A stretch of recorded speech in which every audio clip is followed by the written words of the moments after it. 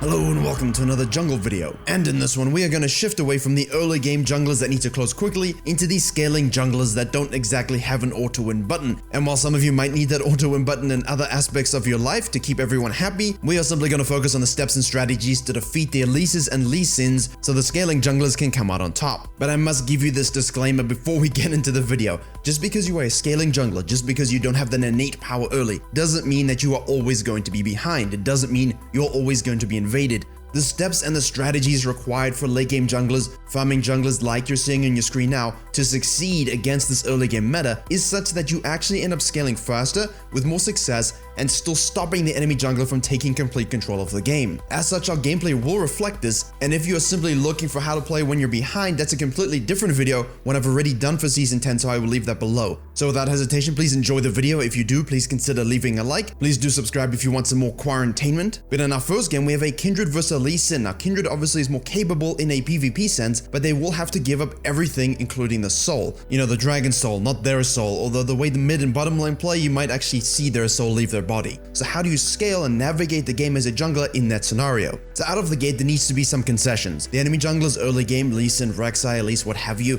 they will have better ganking impact. They will try and get laners going, and if you have scaling laners like a Kassadin on your team, they're going to try and abuse it. So all you can really do is react and play off of what the enemy jungler does and hopefully make the right decision to at least make sure you are fed.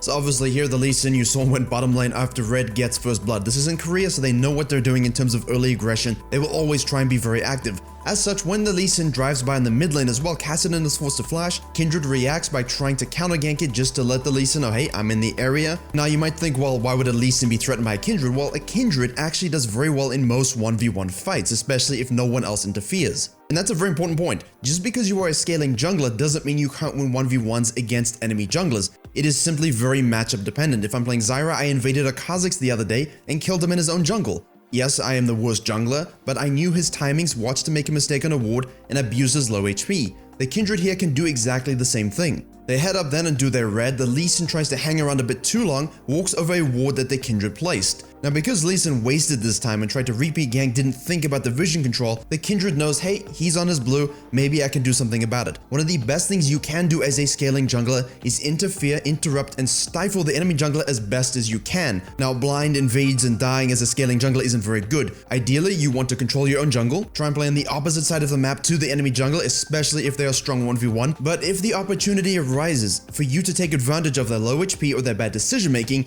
you must take it. Try and keep them preoccupied and away from your laners as much as possible. This means you must assert a little bit of that alpha dominance, walk into the jungle, let them know you're not afraid. I might laugh and kick W whenever I say this, but it is very important. A Lee Sin doesn't expect a scaling jungler to walk into his jungle and punish him, let alone level 3, level 5. I mean, I do this as Zyra here. I simply ward, walk away, he thinks he's safe, I walk back in and say thank you very much. So what this does is give the Kindred control over the topside crab, the topside jungle. Now by forcing the Lee Sin to go bottom side crab, you're effectively instigating a temporary and pseudo-vertical jungling arrangement. This means you have control of topside, he is bottom side. Now if you were an Evelynn or Shyvana, and we'll see an example of that playstyle in the second game, you will be looking simply to full clear and maintain control of your own house. However, in Kindred's case, or a jungler who needs kills to get fed, I play this way with Zyra as well because I cannot AFK farm. You must look for those opportunistic ganks. You know, when your lane is inting and dying and being tower dove between both towers, make sure you leave the situation, understand what's going on, get the chase down, get the flash, and pick up a kill. This is very important. The Kindred does it on the Darius here. As a byproduct, you know you're most likely going to lose your bottom side. Now, despite all the probing in the world, and maybe you like it or you don't, you have to go to the top side. There are no camps. You need to be very efficient with your pathing. Lee Sin in this case can go back to base and buy, and then head directly to the dragon. You will have to concede these. It's okay to give up dragons, especially 1 and 2. As a team comp, you won't be able to fight this out. However, remember the key words I said in this video so far is opportunistic, and also making sure you punish the enemy jungler's low HP or bad pathing. In this case, you see the messy fight going on your screen. It's a little bit crazy. No one actually dies and gets assists from the jungler standpoint. But Kindred knows the Lee Sin started red. The Kindred knows there's no camps on the bottom side, except they'll be respawning right now. Why don't they sneak into the enemy jungle and actually go fist to fist? Set a trap, beat up the enemy jungler for being in this bad position. Lee Sin enters, Kindred goes for the fight, he has to leave, they get the rebuff. And that's the mental game that the scaling jungler is applying pressure to the Lee Sin, who's going to feel more desperate to make plays in lanes because of this. Now, as a scaling jungler, you can still set traps like this. Yes, you don't have to play super safe. A scaling jungler doesn't necessarily mean you are a farming jungler, so this kind of play is still good to make. Don't go in yourself at half HP and die though, it has to be quite measured. Now again, what does this do? If you have lane prio like the Kindred does, you can take the Raptors. If you don't have lane prio, simply leave. Don't overstay and get caught up by laners. Fall back, take your blue buff. Now what you've done by forcing the Lee Sin to lose his red and to go to the top side, again you've enforced the way that you are playing on the opposite side of the map to him. Much like the blue invade, it forced Lee Sin to go to the other side, and this behavior gives you the opportunity to do a lane gank on the bottom side, grab yourself another kill, and again shove the wave. Lane XP, kill XP, buff XP, and you're forcing the enemy jungler to play your game without necessarily fighting him straight up 1v1. It's all about map reads and understanding how to do this.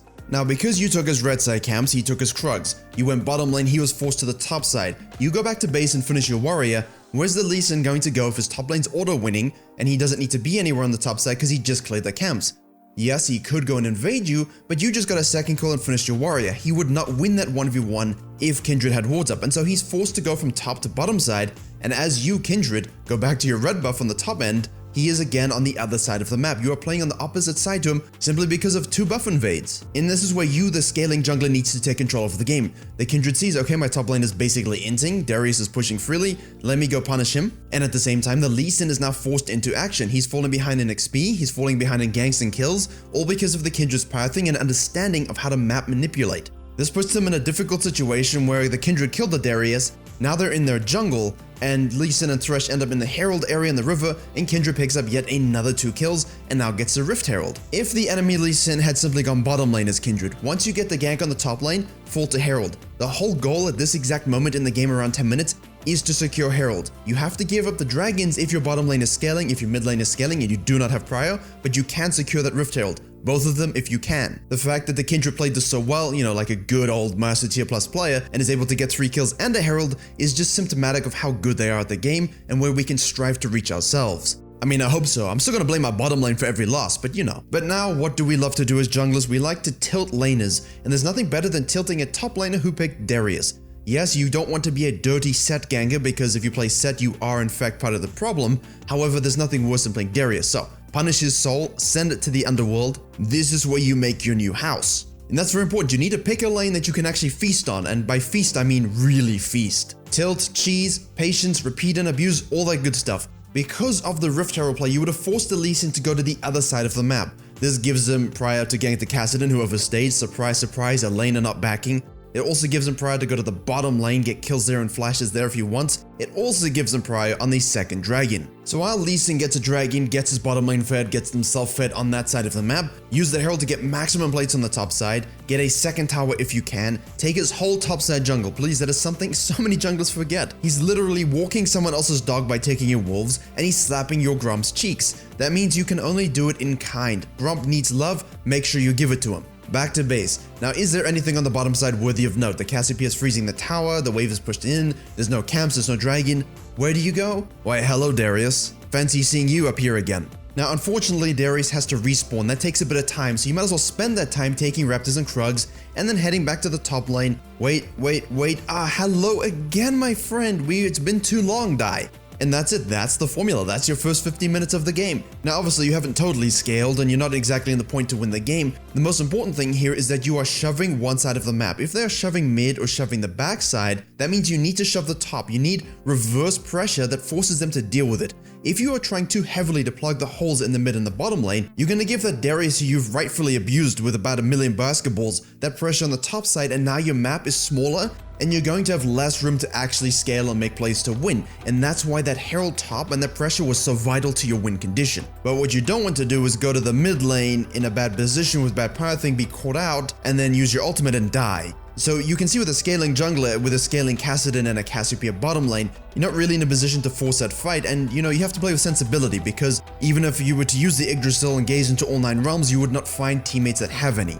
Now ideally for the third dragon, this is when you coalesce your team, you bring them together, you say let's ward, I can carry, let's contest this third dragon. Unfortunately, as you see we fast forwarded, they're not really in a position to do so. Sat's in the top lane, I guess thinking about how he can punch the Krugs if he didn't already, and so you're forced to concede that third dragon. However, with good positioning, with good fighting technique, with good understanding of your champion, and if you have done all these steps so far correctly, you should be able to hold that mid lane, get a few assists, make sure you are the one that stays alive, remember that, shove the wave, pick up 2 more kills, get control of the crab. But again, because of Lee Sin's pressure, even though he didn't always get kills on the mid and the bottom lane, let them have a really big lead. The fact that you are fed and that Set is fed isn't really enough to give you prior on the herald, which means ideally you can test the third dragon, you win the fight, you take it. You get mid lane tower, now you set up and get the second herald. That's an ideal scenario. In reality, it's not always going to happen, and in the end, when your laners are not pulling their weight, when people are griefing you or just not really in that I want to win mood, you're going to try and contest that 4th dragon and not actually end up coming out on top.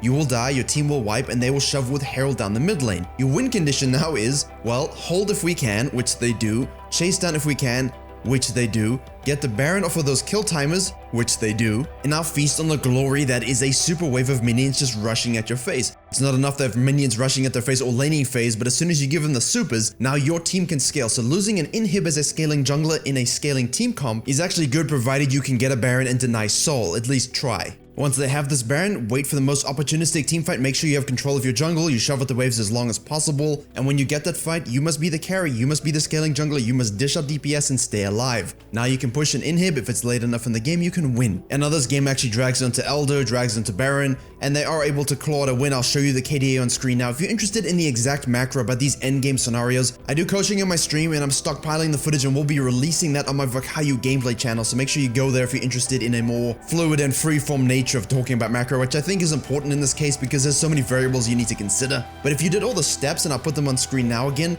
that this Kindred did in these kind of gameplays, when you have this kind of matchup, you should find yourself being fed, being in control, although most importantly, just not being behind, so that when those team fights do come out, and when you do contest these objectives, you're the one that's dishing out the damage and controlling the outcome. And now I could talk very clearly about farming junglers and how to play when you have losing lanes, when you need total objective control, and the same principles apply. Make sure you're on the other side of the map. Make sure you're not invading to fight. You're avoiding them as much as possible. You counter jungling where you can. They gank bottom lane, counter jungle top. They try and take a herald, you take a dragon. And also, most importantly, try and sneak those when you can. And I talked a lot about this in the following videos on your screen now. You'll see the 2 selections. Again, will be in the description, so I'm not going to reiterate all those points. I just want you to understand that if you don't want to play like a bonobo and you actually want to play a scaling jungler with the farming style, it's imperative that you do control those objectives, and that can work with literally anything. And Mumu, Evelyn, Shyvana, try and get control of the dragons, use your ultimate as much as possible, and you're seeing highlights of her kills, dragon takes, and opportunistic rotations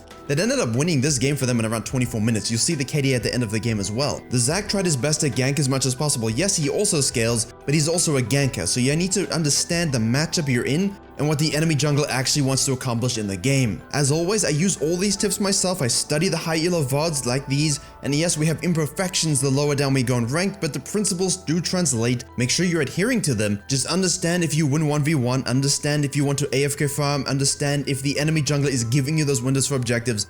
Recognize which lane you want to camp, recognize the opportunistic cleanup kills, and you should be well on your way to scaling faster, and that's the most important thing, scale faster. Thank you very much for watching. I hope you were able to enjoy and learn something at the same time. Please do like, share, and comment if you did. I always like to get around 1500 likes because that's the smite amount I wish I could do an Elder Dragon, so I never lost one. Please do subscribe for all the future videos coming very soon, and as always, I will see you all in the next tutorial. I think that pause is getting longer each video. It is, right?